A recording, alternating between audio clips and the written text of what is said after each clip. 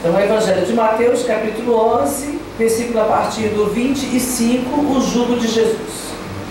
Naquele tempo, respondendo Jesus, disse: Graças te dou, ó Pai, Senhor do céu e da terra, que ocultaste estas coisas aos sábios e instruídos e as revelaste aos pequeninos. Sim, ó Pai, porque assim te aprouve. Todas as coisas me foram entregues por meu Pai, e ninguém conhece o Filho senão o Pai, e ninguém conhece o Pai senão o Filho e aquele a quem o Filho o quiser revelar. Vinde a mim todos os que estáis cansados e oprimidos, e eu vos aliviarei. Tomai sobre vós o meu jugo e aprendei de mim, que sou manso e humilde de coração, e encontrareis descanso para a vossa alma, porque o meu jugo é suave e o meu fardo é leve.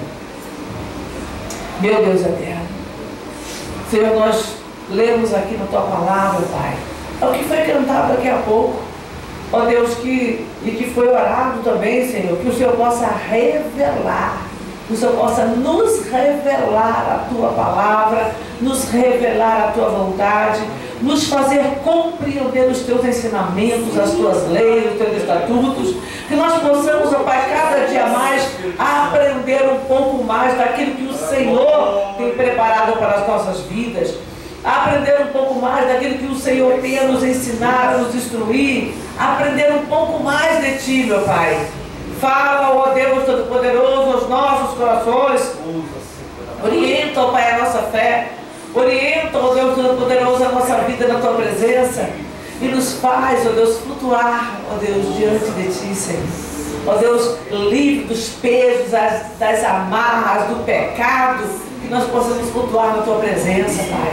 Sentir, ó Deus, o mover do Senhor de tal maneira, Pai, que nós não venhamos, que nós consigamos Te adorar, ó Deus, num outro nível, Senhor. Prestar adoração verdadeira, um culto agradável. Que nós possamos, ó Deus Todo-Poderoso, fazer aquilo que é reto e agradável diante dos Teus olhos, ó Pai, como um instrumento nas Tuas mãos, como vasos de bênçãos diante do Senhor, ó Pai, sendo, ó Pai, a cada dia levados pela Tua presença, pela Tua palavra, ao nível maior de fé, de entendimento e de compreensão das Escrituras. Meu Senhor da glória, nos dá esse entendimento, essa sabedoria, em nome de Jesus. Em nome de Jesus. Amém? Os irmãos podem sentar.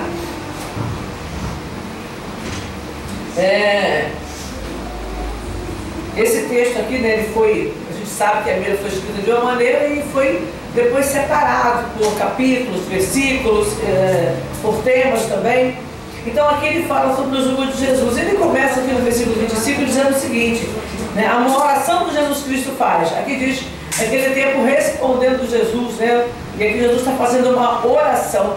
Graças te dou, ó Pai, Senhor do céu e da terra, que ocultaste estas coisas aos sábios e instruídos e as revelaste aos pequeninos. Irmãos, conhecer a palavra de Deus é só por revelação. E é interessante que quando você pergunta, você já teve alguma revelação? Você vai fazer assim para a cabeça, sim ou não? Já teve alguma revelação? Ela diz que não. A irmã diz que sim, você já não? Você diz que sim? Você nunca entendeu nada da palavra? Já entendeu alguma coisa da palavra? Já entendeu alguma coisa da palavra? Então todos nós recebemos de Deus revelação. Porque quando nós pensamos na revelação, nós pensamos no dom da revelação para nos mostrar coisas ocultas que a gente não entende. Uma coisa que, por exemplo, eu vou olhar para uma pessoa e de repente Deus me mostra alguma coisa. Eu me lembro que eu estava aqui na igreja uma vez, Deus me mostrou uma irmã que ela já frequentava a igreja há muito tempo, ela veio aqui e naquele dia Deus me revelou que Deus tinha um chamado na vida dela. E eu entreguei a palavra e ela entregou a vida para Jesus, se batizou, se firmou, nunca mais se afastou. Hoje eu tenho outro ministério, mas ela nunca mais se afastou dos caminhos do Senhor. Foi uma revelação que eu entreguei para ela naquele dia. Ela entendeu que foi Deus estava falando com ela e ela teve a mudança. Lembro de um casal também que veio aqui à igreja. O primeiro dia que eles estavam vindo aqui, ele tinha vindo aqui um dia anterior, não estava, depois eles vieram juntos. E aí na hora que eu estava pregando, antes da gente fazer oração, Deus me revelou um laço. Foi uma revelação. Eu não tenho hábito, quem me conhece sabe que eu não tenho hábito de fazer revelação. Mas naquele dia Deus me deu uma revelação. E nessa revelação, Deus, eu falei com ela, se Deus mostrou que Ele quer cortar. E Deus realmente fez uma obra muito grande e eles tiveram uma oportunidade, eles tiveram o privilégio de ter aquele laço quebrado e de terem, nós fizemos inclusive o casamento deles, eles alugaram o salão, nós fizemos o casamento deles, Deus fez uma obra grandiosa mesmo. Então, é uma revelação maravilhosa, a gente vê esse agir na vida de uma pessoa. Porém, maior do que essa revelação é quando Deus te revela a palavra. Porque quando Deus te revela a palavra, você passa a crer mais no Senhor e você sente que Deus de alguma maneira está te conduzindo na fé. Que de alguma maneira Deus está tratando com você, Deus está realizando uma obra na tua vida. Ele está te fazendo compreender e essa compreensão das Escrituras vai te conduzir na fé, para que você não se desvie. Porque você tem a palavra em você, não é porque alguém te falou. É como no caso daquela mulher, me fugiu o nome dela, samaritana, que Jesus fala com ela, ela vai e leva a palavra para os moradores da sua cidade, de Samaria. Mas após aqueles homens virem até Jesus, eles vieram porque ouviram dela. Mas quando eles tiveram um encontro com Jesus, quando Jesus falou ao coração deles, aquela palavra entrou no coração deles como uma revelação. E eles dizem, agora não é pelo teu dito que nós queremos, agora nós temos visto, temos compreendido que assim é. Então eles passam a ter uma revelação de quem é Jesus e passam a crer nele. Então, esse tipo de situação, de revelação que nós precisamos buscar de Deus. Porque é ela que vai firmar a nossa fé. E com a nossa fé firmada, você vai ganhar almas para Cristo. Você vai ser um testemunho vivo dele aqui na terra e vai levar o nome dele adiante. Então é importante que eu busque do Senhor essa revelação. Jesus fala, Senhor, Pai, eu te dou graças.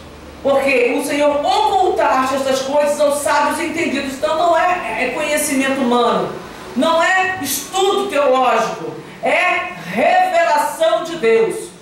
Quando você tem revelação da vontade de Deus, você começa a compreender aquilo que Ele quer para a tua vida.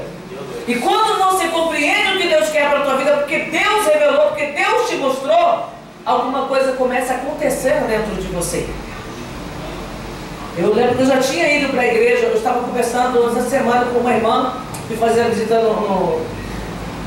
na igreja de uma pastora amiga minha, e na volta voltei junto com uma irmã que é lá da igreja, e eu estava falando com ela acerca dessas coisas.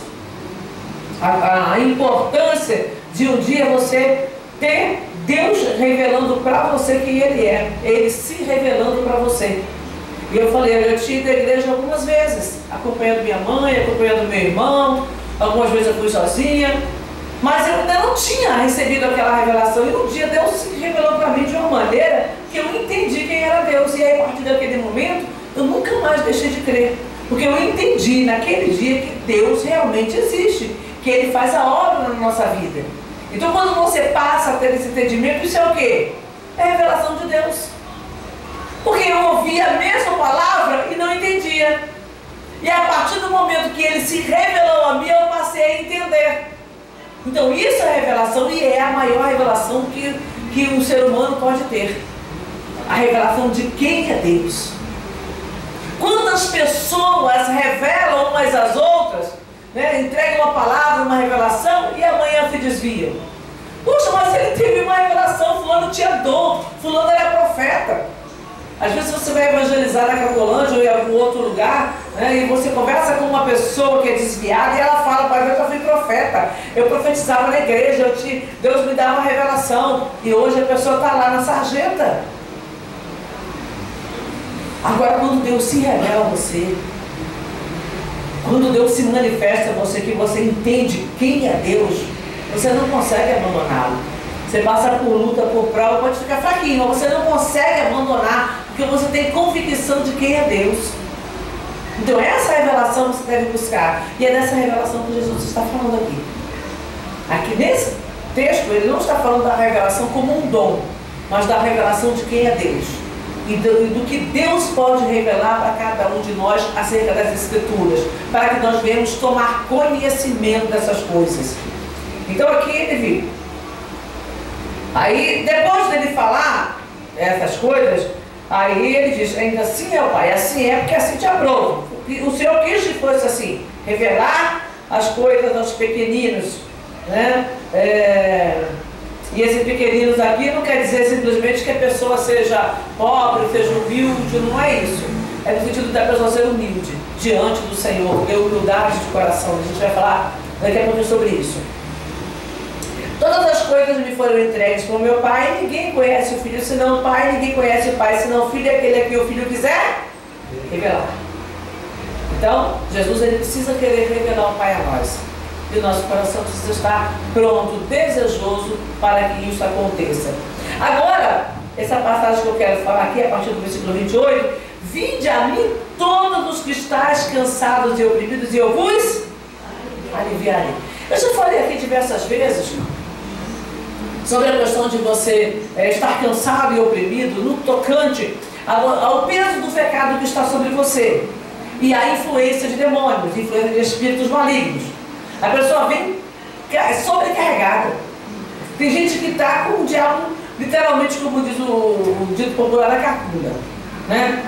Ele está com aquele peso, aquela coisa terrível. Ela é realmente um escravo do diabo. Tem gente que infelizmente é escravo do diabo. Ele não consegue sair do vício, não consegue sair da promiscuidade, não consegue sair da vida errada. Ela literalmente é um escravo do diabo. Literalmente, no sentido literal da palavra, porque ela consegue ver o diabo, ela consegue ver demônios, ela consegue se sentir que está sendo induzida pelo diabo. Tem pessoas que são assim, né? A irmã Adriana sabe bem do que eu estou falando, né? Então, tem pessoas que realmente são assim. Nós já tivemos algumas experiências aqui, inclusive aqui na igreja, a gente orando aqui, ela orando comigo, né, por algumas pessoas, a gente teve essa experiência aqui, a pessoa sabia que estava sendo usada pelo diabo, mas ela não conseguia controlar aquela situação na vida dela. Então, isso é fato. Existem pessoas assim. Mas, tem ainda aqui alguma coisa a mais do que esse tipo de opressão, esse tipo de cansaço. Porque isso cansa também a gente. A pessoa está cansada. Tem gente que se mata de cansada, de estressada, de não saber o que fazer da vida. Mas aqui tem uma outra coisa também interessante dentro dessa passagem. Existe aquele que está servindo a Deus. Está servindo a Deus, mas ele está cansado e está o quê? Oprimido. Uma das coisas que oprimem é o jugo da religiosidade, que está sendo tão falado hoje. E é interessante, uma forma que eu percebo, que eu acho que isso caracteriza bem essa questão de jugo da religiosidade, é a questão de cada igreja, né? Você vai numa igreja, a doutrina é essa, na outra igreja, a doutrina é aquela. Isso é um jugo. Isso é um jugo. Não estou dizendo se o jugo é ruim ou bom, é um jugo. Tá? É uma coisa que pesa sobre você. O jugo é isso, é alguma coisa que pesa sobre você. O jugo é colocado nos lombos do boi para que ele arraste um arado. Então, o jugo traz isso, traz esse peso de alguma coisa que você está carregando. Então, no caso do jugo da religiosidade, Jesus estava falando aqui, vamos entender o seguinte: Jesus estava falando para judeus. E os judeus, eles tinham sim um jugo dos seus líderes religiosos. Os seus líderes religiosos, eles impunham, além da doutrina de Moisés, conforme o seu entendimento, entenda isso, porque eles ensinavam a doutrina de Moisés, o Pentateuco, porque os judeus têm que aprender. Ele estuda, alguns deles decoram o Pentateuco, decoram o livro dos profetas. Por quê? E foi assim que o judaísmo permaneceu durante todos esses anos, mesmo sendo disperso. Não teve a diáspora, né? Cada um foi disperso para um país, a nação de Israel foi pisoteada durante anos pelos gentios. Como foi que eles conseguiram manter a tradição? Principalmente quando chegou na época do nazismo, que eles não podiam nem falar que eram judeus, eles tiveram que fugir e muitos se disfarçando de outros. Eu estava vendo sobre isso esses dias, mas é um assunto que não dá para falar, que é muito grande. Mas eles, durante a diáspora, durante esse momento que eles foram dispersos, né, principalmente na época do nazismo, eles tiveram que simular o judaísmo, era muito entre eles tinham medo de falar que eram judeus e de serem taxados, né, e serem mortos, presos e mortos. Então, eles tinham o conhecimento e eles faziam o que com o conhecimento? Porque o judeu não evangeliza, você não vai ver o judeu evangelizando por aí. Mas eles vivem e eles têm um propósito. Eles vão ensinar os seus filhos. Então, dentro de casa, todo judeu foi ensinado. Tanto que, quase 2.000 anos depois, quando Israel volta a ser nação, eles têm a palavra. A palavra está guardada no coração de cada um deles, porque eles são ensinados, instruídos. Na época de Jesus, quando Jesus fala que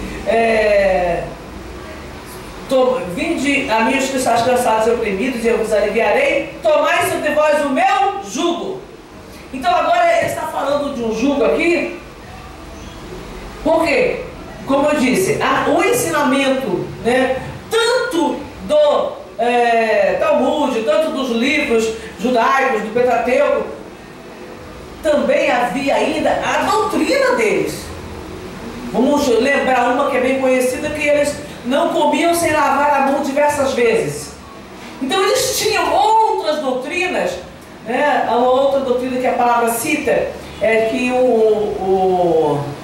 a pessoa não precisa dar nada para o pai e para a mãe se ele disser que é corbã, que aquilo que ele tem é oferta ao Senhor. Então ele não precisa honrar pai e mãe no sentido de cuidar do pai e mãe. Então é uma doutrina judaica, mas doutrina dos homens, não está. Você não vai encontrar isso na lei, nas escrituras.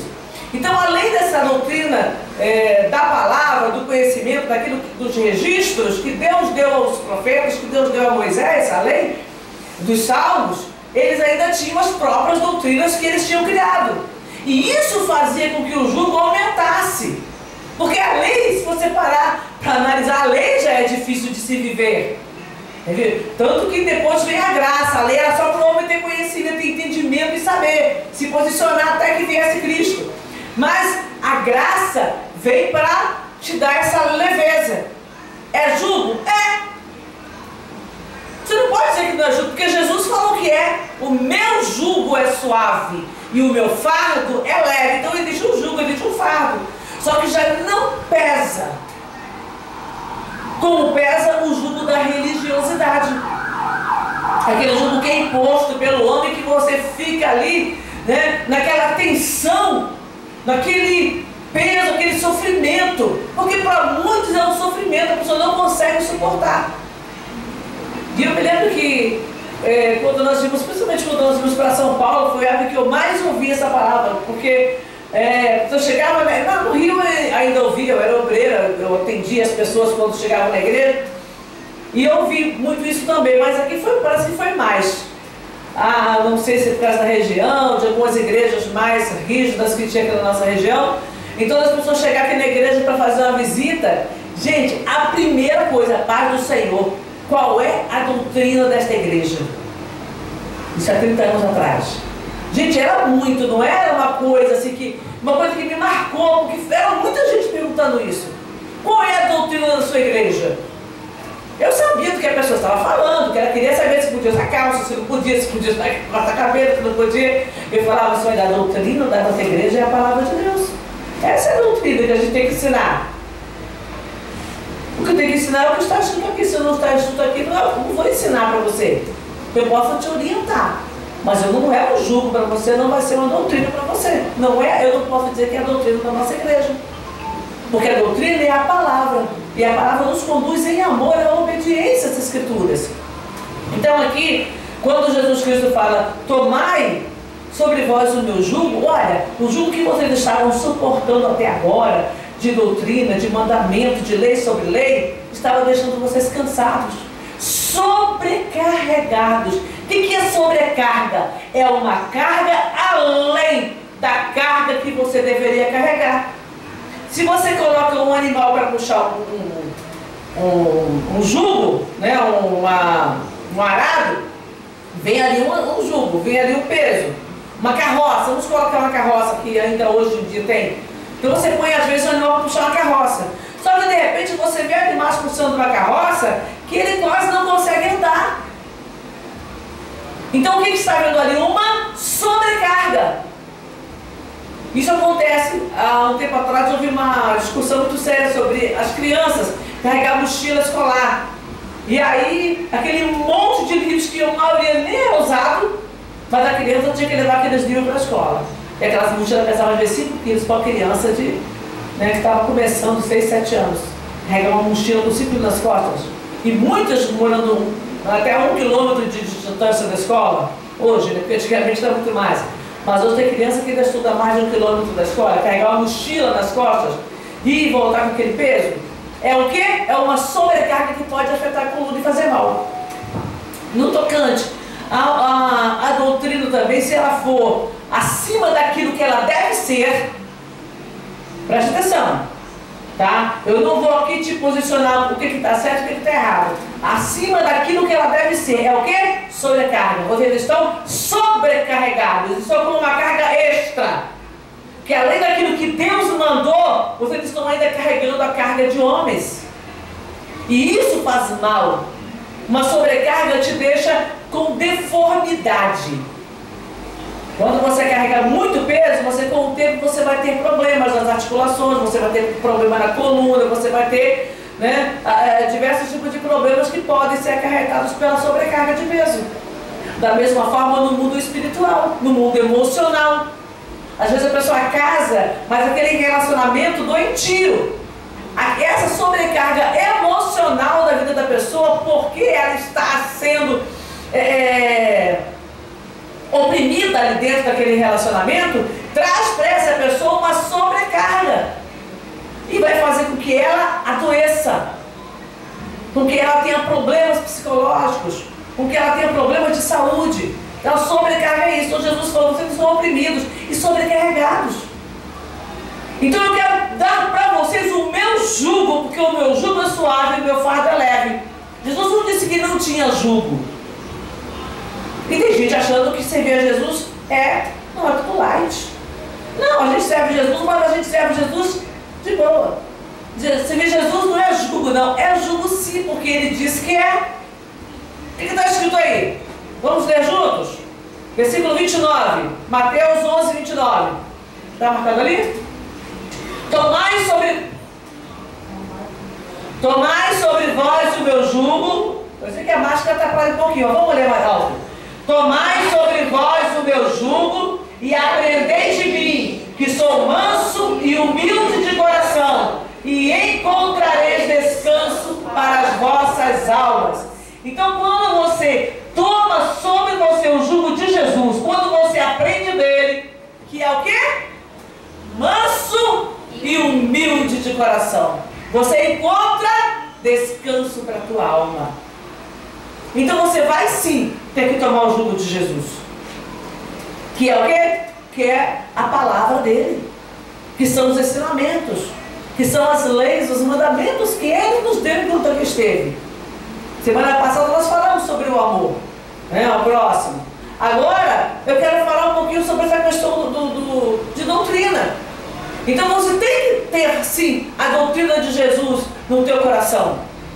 Não é o que a palavra fala lá no Antigo Testamento, quando ele diz que eu vou escrever a minha lei no seu coração? Então vai chegar um tempo que eu vou escrever, vou dar um coração de carne e vou escrever a minha lei. Então existe uma lei. E essa lei precisa ser observada, precisa ser mantida. E aqui ele fala sobre duas coisas. Eu aprender de mim. Não pense que isso é uma orientação.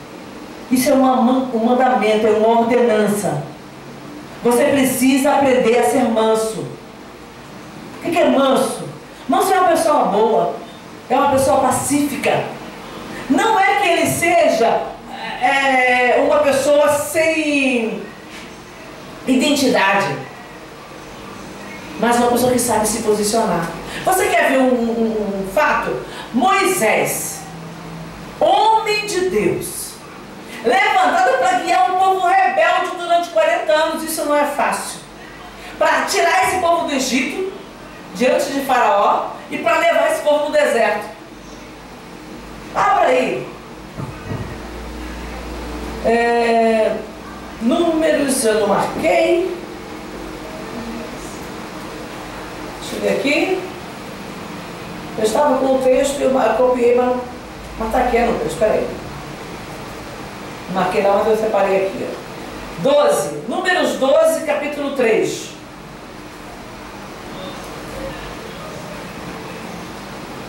Irmã Adriana, está com a Bíblia aí? 12, 13. Deixa ela colocar aqui para os irmãos acompanharem. Todo mundo está com a Bíblia na mão, né? Quem não está, então deixa ela achar ali. Números. Isso aí? 13. 12, não, tá certo. 12, 3. Amém? Pode ler, irmã. E era o varão Moisés muito manso, mais do que todos os homens que haviam sobre a terra. Olha só, Moisés não era somente manso. Ele era o quê? Mais do que os homens que haviam sobre a terra. Mais do que os homens que havia sobre a terra. E Moisés era o quê? Líder da nação de Israel, o maior legislador que o mundo já conheceu. Esse homem era o mais manso que havia sobre a terra. Então, vamos lá. Se você for procurar no dicionário, o manso é a pessoa dócil, é a pessoa que tem um gênio sossegado, ele é pacato, ele é bom. Então, essas características você tem que ter, porque Jesus manda você aprender com ele. Não sou eu, não é? Aí é que está, não, isso não é uma doutrina humana. Isso não é uma doutrina humana. Jesus mandou você ser manso. E agora? Você vai contraditar aquilo que Jesus falou? Ele mandou você aprender com ele, ele era manso. Houve momentos difíceis. Houve um momento em que Jesus lidou, né, com os homens, asperamente até, porque foi necessário aquela intervenção naquele momento.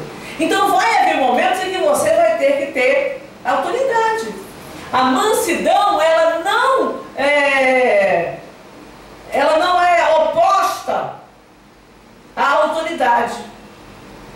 Ao contrário, uma pessoa que ela é investida de autoridade, ela também tem que aprender a ser mansa. Senão ela se torna uma pessoa autoritária. É diferente de quem tem autoridade. Tem gente que ela é autoritária. Ela abusa do seu poder. Mas se a pessoa tem autoridade e ela é mansa, ela vai saber agir, vai saber liderar sem perturbar a paz dos seus liderados. Então é importante eu entender o que é mansidão, para que eu saiba agir com mansidão, principalmente se eu tenho liderança em alguma área da minha vida, seja espiritual, seja natural, seja familiar. Um pai de família tem que ser manso, uma mãe de família tem que ser mansa. Não é que ela não vai repreender, corrigir seus filhos, apenas ela não vai extrapolar a sua autoridade como pai, a sua autoridade como mãe. Então, aprenda isso. Você não precisa ser manso. Você tem que ser manso. É diferente. E o que mais? Humilde de coração. O que é humilde de coração? Vamos colocar assim, acho que é uma coisa mais fácil para a gente entender. O oposto. O que é o oposto de ser humilde de coração? É soberbo, arrogante. Então você tem que ser o inverso disso. O teu coração tem que ser humilde diante de Deus, diante do seu próximo. Uma coisa que eu anotei aqui. O que é uma pessoa humilde? É a pessoa que compreende que não são os seus dons que o fazem vencer, mas que ele é dependente em tudo de Deus. Uma pessoa humilde, ela depende de Deus em tudo, e ela reconhece que depende de Deus. Você precisa não somente depender dele, mas você precisa reconhecer que você depende de Deus. Quando você aprende a reconhecer que você é dependente de Deus totalmente, você se torna uma pessoa mais humilde. O teu coração se torna humilde, não é aquela humildade, fulano é tão humildezinha, né? E às vezes nem é. É simplesmente uma pessoa pobre, uma pessoa sem recursos. A gente chama de humilde, mas às vezes nem é humilde. Então, eu nunca vou esquecer disso.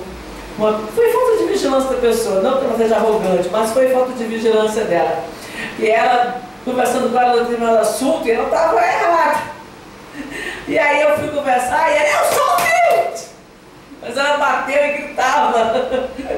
Aí eu fechei a boca e fiquei quieta, gente. O que eu vou discutir com a pessoa que está batendo no peito e arrotando que é humilde? Ela está mostrando que ela não é com a própria atitude, mas e daí? Naquele momento ela mostrou a natureza dela, mas não vou dizer que foi a natureza dela, é que ela realmente estava muito irritada com uma situação, então ela fez esse descalabro aí. Então eu preciso entender isso, eu tenho que ser humilde de coração. E aí vamos ver um texto que está em Provérbios. Abra aí Provérbios 29, 23. Para que a gente entenda qual é a importância da humildade de coração. Olha que sobre esse assunto tem muito texto. Sobre mansidão, sobre humildade, tem muito texto. Eu só separei 12 para a gente não ficar alongando demais. Eu nem anotei os outros, porque se eu anoto outros, depois eu vou querer citar. Então eu fiquei só nesses dois textos. Provérbios 29, 23. Renê, lê pra gente. Só baixa mais um pouquinho para a gente poder ouvir. A soberba do homem. Hein? Abaixa só um pouquinho a máscara para poder falar. Peraí, eu tô tentando abrir aqui. Tá.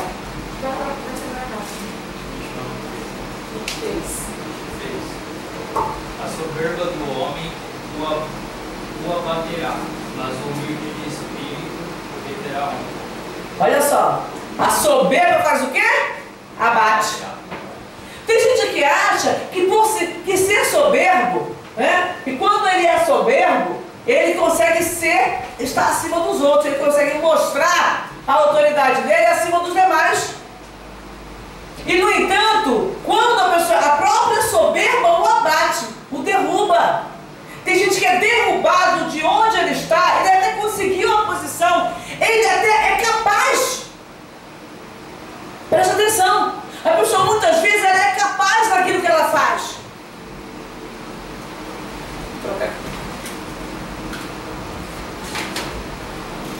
A pessoa muitas vezes até é capaz daquilo que ela faz.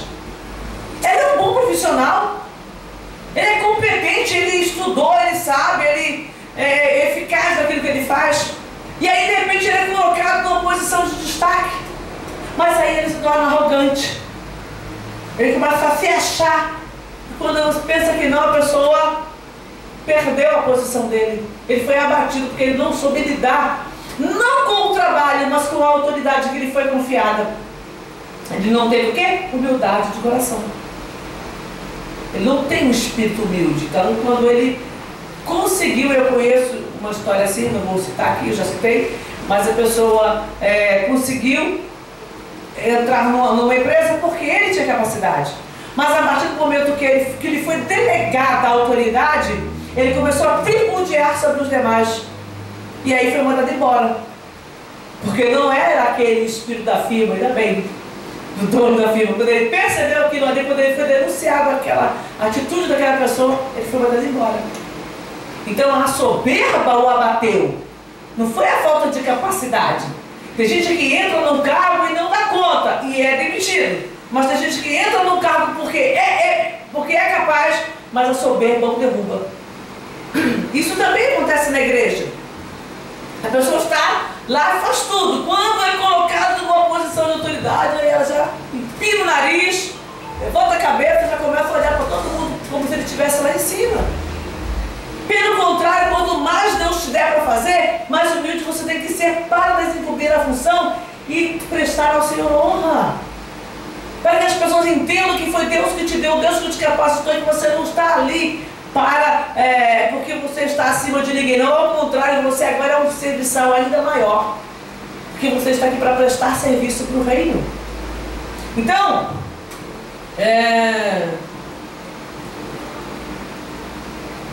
a capacidade, né, a humildade de coração é imprescindível para quem quer seguir a Cristo. Então, a soberba do homem o abaterá, mas a honra sustentará o humilde de espírito. Aquele que é humilde de espírito, ele é o quê? Honrado. Porque é bom trabalhar com uma pessoa que é humilde, que não se sobrepõe a você, mas que te carrega junto. Um líder que é humilde de espírito, ele vai carregar os outros juntos. Ele não vai ser um chefe abusado. Pelo contrário, ele vai conseguir trazer as pessoas junto de si. Porque é bom trabalhar com uma pessoa que é humilde, que é tranquila para lidar, que não se sobrepõe, que não se soberbece, que não menospreza o seu próximo.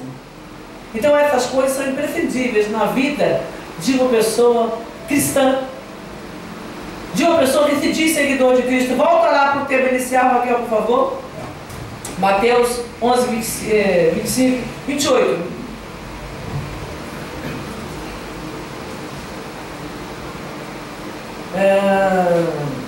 Desculpa, 29. Então, enquanto ela coloca ali, para a gente completar o texto, versículo 30. Porque o meu jugo é suave e o meu fardo é leve. Então, esse jugo de Jesus, né, ele é suave e o fardo dele é leve. E está aqui. O que ele manda a gente fazer? Aprender com ele. Aprenda a ser manso, aprenda a ser humilde de coração, porque isso aí não é peso. Esse fardo que ele coloca sobre nós não é pesado. Ele é suave. O jugo é o quê? Leve. Se eu entender isso, eu vou procurar ser mais mansa, procurar ser mais humilde, não achando que isso vai ser difícil. Eu vou entender que isso vai ser fácil para mim. Sabe por quê? Porque nós temos o Espírito de Deus. E o Espírito de Deus é santo. Então, se eu tenho esse Espírito Santo na minha vida, não vai ser difícil para mim ser uma pessoa mansa, não vai ser difícil para mim ser uma pessoa humilde. E como eu disse, e vou repetir aqui de novo, ser manso, ser humilde não quer dizer que você não saiba exercer a sua autoridade. Apenas que você o fará na presença de Deus, acreditando que é dele que vem a tua capacitação e que é dele que vai vir a tua vitória. Amém? Então, para a gente encerrar e ficar bem gravado, vou ler de novo em voz alta. Aí que eu não tenho hábito de mandar, não, mas de vez em quando é bom a gente guardar as passagens no nosso coração. De vez em quando não, é sempre bom. Na verdade, a gente tinha que decorar, a gente tinha que aprender a decorar. No mínimo, um versículo por semana. Se você aprender a fazer isso, você vai ter uma vida cristã muito mais leve, muito mais conectada com o Senhor. Mateus 11, vamos lá. Mateus 11, 29. Tomai sobre vós o meu jugo e aprendei de mim, que sou manso e humilde de coração, e encontrarei descanso para as vossas almas. Aleluia! Vamos ficar de pé.